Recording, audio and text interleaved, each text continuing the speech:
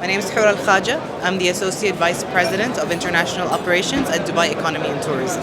Thank you so much for giving Breaking Travel News some time here at ITB Berlin. Thank you for being here. Isn't it great to be back? It's amazing. It's been such a vibrant ITB since, the last pre-COVID edition. It's wonderful to be back. And what's Dubai's message to the world?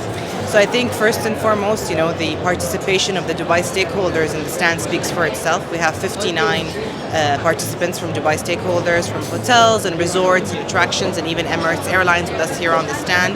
We've seen tremendous response from the travel industry here in Germany, not just from Germany, but also German-speaking markets, from Europe, from the UK. Really, people are thirsty to do business again, and Dubai being the number one destination, according to TripAdvisor for the second year in a row, we continue to push our message to the world that Dubai is the place to be. Tell us a little bit about some of the new initiatives. There's been a whole host of them.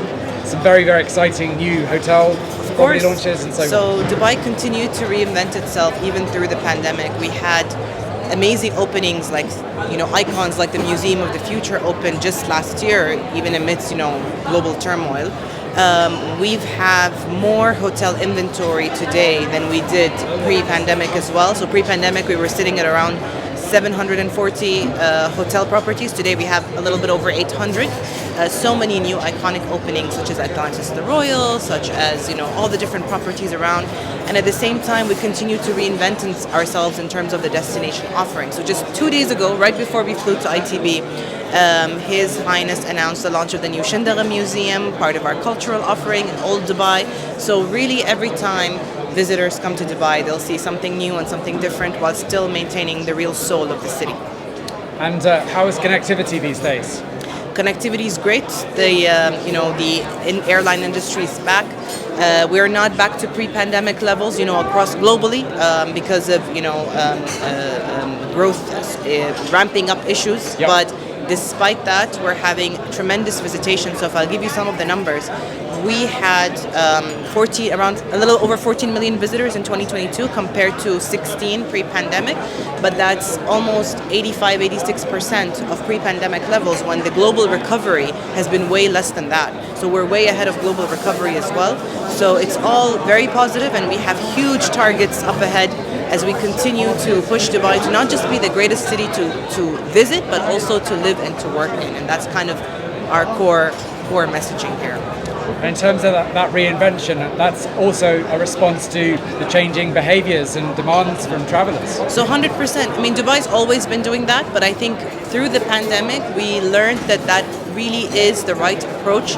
We saw so many changing patterns. We saw shorter booking lead times. We saw more conscious travelers, travelers thinking about main themes such as sustainability, such as, kind of remote working, different hybrid models. And I'm so proud to say that we adapted to those changing patterns very quickly and with a lot of agility, all the way from switching up the marketing, I would say, but also from creating the propositions such as the right visas or the right access to enable people to, these new hybrid travelers and cater to their needs.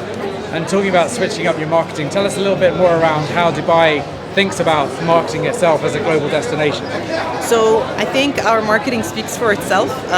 We have an all-encompassing strategy across, we operate in over 50 global markets. We don't rely on 1 or 2 or even 10 source markets. We've diversified our portfolio before COVID, but especially so after COVID, when we had a lot of markets globally shutting down. So we do have holistic market strategies all the way from B2C down to B2B across the funnel. So for example, when we come to shows like this one, we speak with a lot of tour operators and conversion partners, but in the back of that, we have, huge brand and awareness campaigns catered per market. So sometimes you'll see different campaigns in the UK versus Germany versus India versus Saudi. And we ensure those are running year round, where relevant for different travel periods and holiday periods, just to cater to the customers so that people can see what they want and then find the best way to get here as well. You've always embraced innovation and technology in your marketing as well. Give us a little bit of a flavour of kind of some of the examples of how you're kind of reinventing sort of digital marketing and attracting kind of new consumers to the market. So we're very big on digital marketing all across the funnel. We have really big partnerships with all the big players, whether you're talking about the Googles of the world or Amadeus as a travel industry partner. We always optimize our marketing based on data. We're extremely data driven. So we look at the numbers, especially in correlation with all our partners. So we look at, forward projections from the airlines, where we really need to push marketing. We optimize accordingly. I'd say, I would probably say that we're probably the most data-driven DMO today, if I were to say that. That's fantastic. And you mentioned sustainability earlier. Yes. And you obviously have a very big event coming up later this year. Tell us a little bit about your own strategy for sustainability and how you're really thinking about COP. So sustainability, it's the right year. UAE just announced that 2023 is the year of sustainability. It's so aligned with Dubai's agenda as well in terms of catering to sustainable tourism. We've had a sustainable tourism initiative for many years now, but it aligns perfectly well now with UAE's, their intent to commit to the net zero with the UN. I think that's by 2050. Obviously, we're hosting the COP at the end of the year at the Expo site, which was a sustainable project in and of itself, so we're very proud of that. But I think the amazing thing I'd like to point out is, in Dubai specifically, a lot of the initiatives that are driven by the public sector, so such as, being the year of sustainability or the COP, because of the strong relationship between the public and private sectors and the partnership that we have, you quickly see the private sector adapt to pick up, these kind of initiatives. So I'll give some examples in the hotel industry. His Highness launched the Dubai Can initiative last year, which was all about getting rid of single-use plastic bottles and having free filtered water stations across the city. We saw so many private companies sponsor a lot of these water filtered, filtration systems.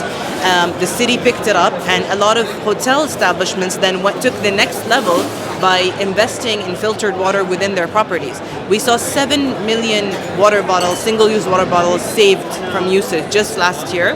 May not seem like a big deal in other parts of the world, but for a desert-based country where we don't have access to readily drinking water, just seeing this shift in consumer behavior was very inspiring, and it's amazing what can happen in a city when the public sector and the private sector work very hand in hand together.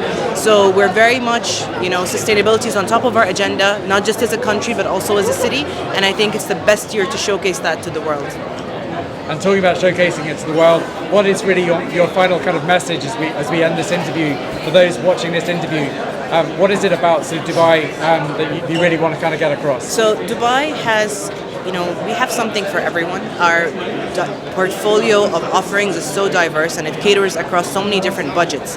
But what I like to point out as a woman and as someone who's, I'm born and raised in Dubai, I'm from Dubai, one of the things I personally believe we don't push enough is the safety. So we are primarily a family destination.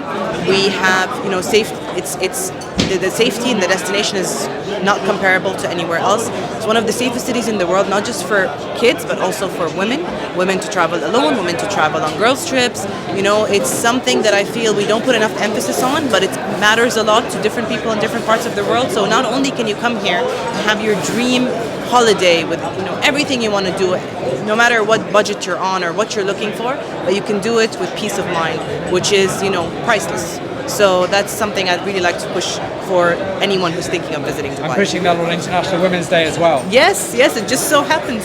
Yes, we have great women representation on the stand here today. Thank you so much for your time. Thank you for having us. Thank you.